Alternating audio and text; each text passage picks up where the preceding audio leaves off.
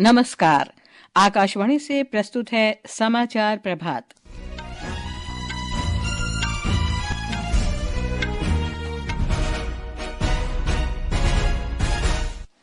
प्रधानमंत्री नरेंद्र मोदी आज नई दिल्ली में भारत मंडपम में विकसित भारत युवा नेता संवाद में भाग लेंगे। भारत आधिकारिक सांख्यिकी के लिए बिग डाटा और डेटा साइंस पर संयुक्त राष्ट्र की विशेषज्ञ समिति में शामिल हुआ। भारतीय जनता पार्टी ने दिल्ली विधानसभा चुनाव के लिए 29 उम्मीदवारों की दूसरी सूची जारी की। शिवसेना उद्धव ठाकरे गुट ने महाराष्ट्र में स्थानीय निकाय चुनाव अकेले लड़ने का फैसला किया। पहला अंतर्राष्ट्रीय प्रवासी उत्तराखंडी सम्मेलन आज देहरादून में होगा। और भारत ने इंग्लैंड के साथ 5 मैचों की 2020 अंतर्राष्ट्रीय क्रिकेट श्रृंखला के लिए 15 सदस्यीय टीम की घोषणा की। समाचार प्रभात के साथ मैं लवलीन निगम। प्रधानमंत्री नरेंद्र मोदी ने कहा है कि विकसित भारत युवा नेता संवाद देश के युवाओं को राष्ट्र के विकास यात्रा में शामिल करने की अनूठी पहल है। श्री मोदी ने युवा और खेल मामलों की राज्य मंत्री रक्षा खड़से का राष्ट्रीय युवा उत्सव 2025 और विकसित भारत युवा नेता संवाद पर लिखा एक लेख साझा करते हुए कहा कि इस कार्यक्रम का उद्देश्य विकसित भारत के सपने को साकार करने के लिए युवाओं में ऊर्जा, रचनात्मकता और नेतृत्व को दिशा प्रदान करना है।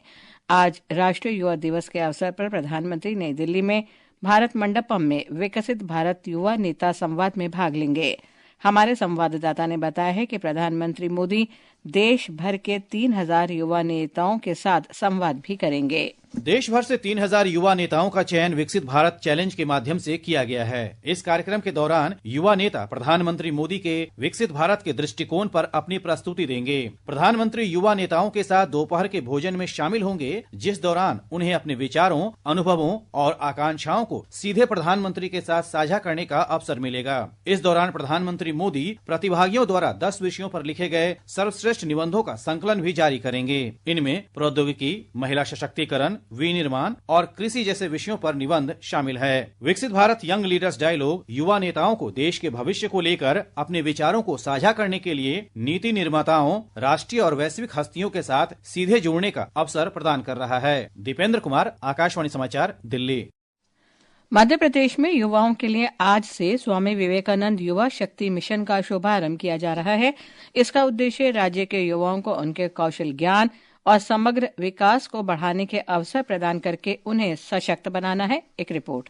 स्वामी विवेकानंद युवा शक्ति मिशन का आदर्श वाक्य संवाद, सामर्थ्य और समृद्धि है। मुख्यमंत्री डॉक्टर मोहन यादव ने बताया कि इस मिशन को प्रधानमंत्री के ज्ञान पर ध्यान और मध्य प्रदेश की युवा नीति के अनुरूप आकार दिया गया है। स्वामी विवेकानंद युवा शक्ति मिशन के मुख्य स्तंभ संवाद, शिक्षा, क्षमता संवर्धन, उद्यमिता और रोजगार, सामाजिक पहल और निगरानी है। यह मिशन शहरी तथा ग्रामीण, पिछड़े और आर्थिक सामाजिक रूप से कमजोर वर्ग के युवाओं के कल्याण के लिए है। इसमें महिलाओं, दिव्यांग युवाओं और किसानों को सशक्त बनाने का प्रयास किया गया है। संजीव शर्मा, आकाशवाणी समाचार, भोपाल। भारत आधिकारिक सांख्यिकी के लिए बिग डाटा और डेटा साइंस पर संयुक्त राष्ट्र के विशेषज्ञों की समिति में शामिल हो गया है। भारत अब आधिकारिक सांख्यिकीय उद्देश्यों के लिए बिग डाटा और डेटा साइंस का उपयोग करने में वैश्विक मानकों और प्रथाओं को स्वरूप देने में अपना योगदान देगा। एक रिपोर्ट। सांख्यिकी मंत्रालय ने कहा है कि विशेषज्ञों की इस समिति में भारत का शामिल होना देश के सांख्यिकी पारिस्थितिकी तंत्र के लिए महत्वपूर्ण कदम है। विशेषज्ञों की समिति में देश की सक्रिय भागीदारी, डेटा इनोवेशन लैब की स्थापना और वैकल्पिक डेटा की खोज सहित इसकी अग्रणी पहलों को उजागर करेगी। संयुक्त राष्ट्र के विशेषज्ञों की ये समिति बिग डेटा के लाभ और चुनौतियों की जाँच के लिए बनाई गई थी, जिसमें सतत विकास लक्ष्यों पर निगरानी और रिपोर्टिंग की क्षमता शामिल है। समाचार कक्ष से चंद्रशेखर शर्मा। भारतीय जनता पार्टी ने दिल्ली विधानसभा चुनाव के लिए 29 उम्मीदवारों की दूसरी सूची जारी कर दी है। पूर्व विधायक कपिल मिश्रा को करावल नगर से, हरीश खुराना को मोती नगर से और हाल ही में आम आदमी पार्टी से भाजपा में शामिल हुए प्रियंका गौतम को कोंडली से टिकट दिया गया है। कुल 70 विधानसभा सीटों में से भाजपा ने अब तक 58 सीटों के लिए उम्मीदवारों की घोषणा कर दी है। दिल्ली चुनाव आयोग आगामी दिल्ली विधानसभा चुनाव में बुजुर्गों और दिव्यांगों को मतदान के दिन घर से मतदान केंद्र तक पिक एंड ड्रॉप की सुविधा उपलब्ध कराएगी। चुनाव आयोग ने इस पहल को लेकर दिशा निर्देश भी जारी किए हैं। इसके लिए हेल्पलाइन नंबर, मोबाइल ऐप और व्हाट्सएप नंबर जारी किए गए हैं। शिवसेना उद्धव ठाकरे गुट ने सांसद संजय राउत ने कहा है कि उनकी पार्टी मुंबई, ठाणे, पुणे और नागपुर के नगर निगम सहित स्थानीय निकाय चुनाव अकेले ही लड़ेगी। मुंबई में पत्रकारों से बातचीत में उन्होंने कहा कि पार्टी को अपनी ताकत का आकलन करने की जरूरत है। उन्होंने कहा कि पार्टी प्रमुख उद्धव ठाकरे ने इन क्षेत्रों में बिना किसी गठबंधन के चुनाव लड़ने का सुझाव दिया है। उन्होंने बताया कि यह निर्णय लिया गया है कि पार्टी को संगठन मजबूत करने के उद्देश्य से नगर निगमों, जिला परिषदों और नगर पंचायतों में स्वतंत्र रूप से चुनाव लड़ना चाहिए। ये समाचार हमारी वेबसाइट www.newsonair.gov.in और हमारे news on AIR mobile app पर भी उपलब्ध हैं। समाचार प्रभात में आपका फिर स्वागत है। अंतर्राष्ट्रीय प्रवासी उत्तराखंडी शिखर सम्मेलन आज देहरादून में आयोजित किया जाएगा। दिन भर चलने वाले इस कार्यक्रम का उद्घाटन मुख्यमंत्री पुष्कर सिंह धामी करेंगे। हमारी संवाददाता ने बताया है कि 17 देशों के 60 से अधिक प्रवासी उत्तराखंडियों ने शिखर सम्मेलन में भाग लेने के लिए पंजीकरण कराया है। उत्तराखंड में पहली बार हो रहे इस सम्मेलन का उद्देश्य विदेशों में रहने वाले प्रवासियों के ज्ञान और अनुभव का लाभ उठाकर राज्य के विकास को गति देना है। सम्मेलन के दौरान निवेश, हॉस्पिटैलिटी, वेलनेस, कौशल विकास, विदेश में रोजगार, उच्च शिक्षा और जड़ी बूटियों से जुड़े विभिन्न मुद्दों पर गहन चर्चा होगी। मुख्यमंत्री पुष्कर सिंह धामी ने विदेश दौरों के दौरान प्रवासी उत्तराखंडियों से मुलाकात के बाद इस सम्मेलन की परिकल्पना की थी। इस सम्मेलन से उत्तराखंड में निवेश और विकास को नई दिशा मिलने की उम्मीद है, जिससे पर्यटन, शिक्षा, रोजगार और कृषि क्षेत्रों को मजबूती प्रदान की जा सकेगी। साक्षी सिंह, आकाशवाणी समाचार, देहरादून। भारतीय अंतरिक्ष अनुसंधान संगठन इसरो द्वारा अंतरिक्ष डॉकिंग प्रयोग स्पेडेक्स करने के लिए प्रक्षेपित किए गए 2 उपग्रह एक रोमांचक दौर में पहुंच गए हैं। दोनों उपग्रहों के बीच की दूरी केवल 15 मीटर रह गई है। इसरो की एक सोशल मीडिया पोस्ट के अनुसार STX-01 चेजर और STX-02 टारगेट के बीच सिर्फ 50 फीट की दूरी है। 30 दिसंबर को प्रक्षेपित स्पेडेक्स मिशन का उद्देश्य छोटे अंतरिक्ष यान का उपयोग करके अंतरिक्ष में डॉकिंग का प्रदर्शन करना है। स्पेडेक्स के सफल प्रदर्शन से भारत जटिल तकनीकों में महारत हासिल करने वाला चौथा देश बन जाएगा। पुडुचेरी में स्वास्थ्य विभाग ने पुष्टि की है कि हाल ही में एक निजी अस्पताल में भर्ती कराए गए एक बच्चे में ह्यूमन मेटान्यूमोवायरस HMPV का संक्रमण पाया गया है। केंद्र शासित प्रदेश के स्वास्थ्य विभाग की एक विज्ञप्ति के अनुसार इस बच्चे को पूरी तरह ठीक हो जाने के बाद छुट्टी दे दी गई है। स्वास्थ्य अधिकारियों ने बच्चे के माता पिता को एहतियाती मार्गदर्शन प्रदान किया है और लोगों को आश्वस्त किया है कि स्थिति नियंत्रण में है। आकाशवाणी का समाचार सेवा प्रभाग अपने साप्ताहिक कार्यक्रम पब्लिक स्पीक में कल रात 9:30 बजे टीबी मुक्त भारत विषय पर परिचर्चा प्रसारित करेगा। चर्चा के लिए स्वास्थ्य और परिवार कल्याण मंत्रालय की उप महानिदेशक DDG TB professor Urvashi B Singh हमारे स्टूडियो में मौजूद रहेंगे। आमंत्रित विशेषज्ञ से कार्यक्रम के दौरान आपदा प्रबंधन की तैयारियों से जुड़े प्रश्न पूछे जा सकते हैं। प्रयागराज में कल पौष पूर्णिमा पर पहले अमृत स्नान के साथ महाकुंभ आरंभ होगा। इस भव्य आयोजन के लिए सभी तैयारियां पूरी कर ली गई हैं। हमारे संवाददाता ने बताया है कि प्रयागराज में विभिन्न स्थानों पर घने जंगल विकसित किए गए हैं ताकि महाकुंभ में आने वाले श्रद्धालुओं के लिए शुद्ध हवा और स्वस्थ वातावरण सुनिश्चित किया जा सके।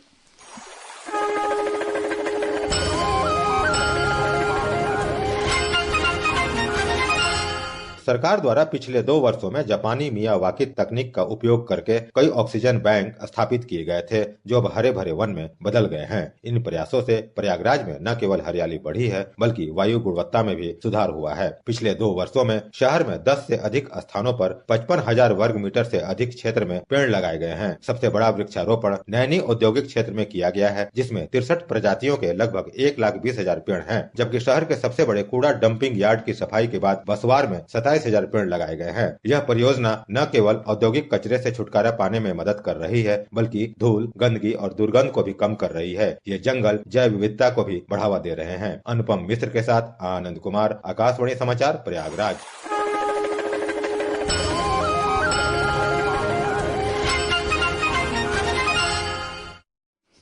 बीसीसीआई ने इंग्लैंड के साथ आगामी 5 मैचों की 2020 श्रृंखला के लिए 15 सदस्यीय टीम की घोषणा कर दी है।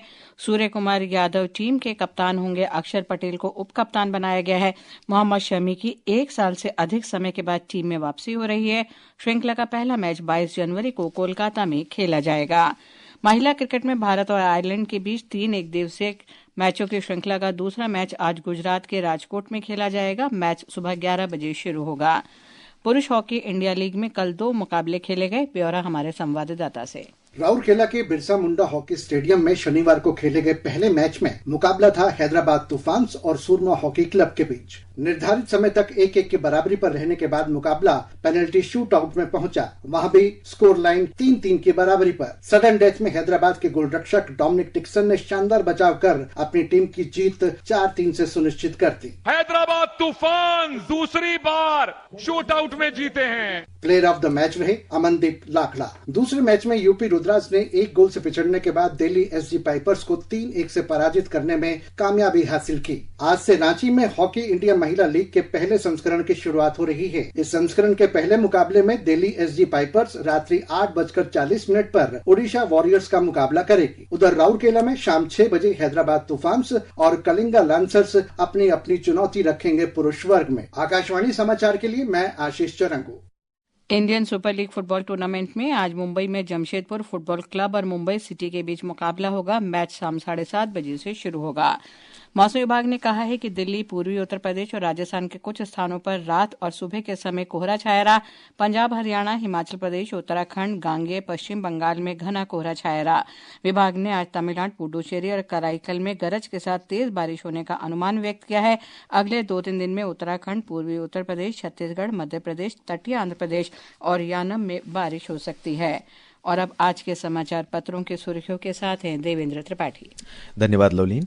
गृहमंत्री अमित शाह का बयान, डार्क वेब और क्रिप्टो करेंसी देश के लिए चुनौती, राष्ट्रीय सहारा की पहली खबर है। पत्र लिखता है, मादक पदार्थों की तस्करी और राष्ट्रीय सुरक्षा के क्षेत्रीय सम्मेलन में श्री शाह ने कहा कि सरकार ने न केवल मादक पदार्थों के कई नेटवर्क को खत्म करने में सफलता पाई, बल्कि उनसे जुड़े आतंकवाद को भी नष्ट किया है। अयोध्या में रामलला की प्राण प्रतिष्ठा के 1 वर्ष पूरा होने पर अमर उजाला ने सुर्खी बनाई है, वैदिक मंत्रोच्चार के बीच रामलला का पंचामृत से अभिषेक। पत्र के अनुसार अयोध्या में जिस मुहूर्त में बालक राम की हुई थी प्राण प्रतिष्ठा, उसी शुभ घड़ी में महाआरती। देश में 52% हिस्से में भूजल बढ़ा, दोहन में कमी हिंदुस्तान की खबर है। पत्र लिखता है, जल संरक्षण के लिए किए जा रहे प्रयासों के परिणाम अब जमीन पर दिखने लगे हैं। राष्ट्रीय युवा दिवस पर लगभग सभी अखबारों ने विशेष आलेख दिए हैं। देशबंधु की खास खबर है, देश की सबसे ऊंची हवाई पट्टी पर आपात लैंडिंग के लिए तैयारी पूरी। पत्र के अनुसार लद्दाख के न्योमा में अगस्त तक उतरेंगे सभी लड़ाकू विमान। कल से शुरू हो रहे महाकुंभ पर दैनिक भास्कर कहता है, 45 दिन तक रोज लाखों मंत्र, जाप और आहुतियां होंगी। पत्र के अनुसार हजारों साधु संतों और सिद्ध योगियों के तप से अलौकिक होगा गंगा, यमुना, सरस्वती का संगम। राष्ट्रीय राजधानी में कल हुई बारिश पर नवभारत टाइम्स की टिप्पणी है, घने कोहरे के साथ हुई सुबह, दोपहर से रात तक बारिश। हिंदुस्तान कहता है, पश्चिमी विक्षोभ के सक्रिय होने से बदला मौसम। आज कई राज्यों में बारिश की चेतावनी जारी। पत्र के अनुसार पहाड़ों पर बर्फबारी से कांपा उत्तर भारत। लोकसभा अध्यक्ष ओम बिरला ने वैश्विक परिदृश्य में भारत के युवाओं के बढ़ते महत्व पर बल दिया है। लोकसभा अध्यक्ष ब्रिटेन की यात्रा के दौरान कल लंदन में एक कार्यक्रम में भारतीय छात्रों को संबोधित कर रहे थे। और अंत में मुख्य समाचार एक बार फिर। प्रधानमंत्री नरेंद्र मोदी आज नई दिल्ली के भारत मंडपम में विकसित भारत युवा नेता संवाद में भाग लेंगे। भारत आधिकारिक सांख्यिकी के लिए बिग डाटा और डेटा साइंस पर संयुक्त राष्ट्र की विशेषज्ञ समिति में शामिल हुआ। भारतीय जनता पार्टी ने दिल्ली विधानसभा चुनाव के लिए 29 उम्मीदवारों की दूसरी सूची जारी कर दी है। शिवसेना उद्धव ठाकरे गुट ने महाराष्ट्र में स्थानीय निकाय चुनाव अकेले लड़ने का फैसला किया। पहला अंतर्राष्ट्रीय प्रवासी उत्तराखंडी सम्मेलन आज से देहरादून में होगा। और भारत ने इंग्लैंड के साथ 5 मैचों की 2020 अंतर्राष्ट्रीय क्रिकेट श्रृंखला के लिए 15 सदस्यीय टीम की घोषणा कर दी है। इसके साथ ही समाचार प्रभात का ये अंक समाप्त हुआ। नमस्कार।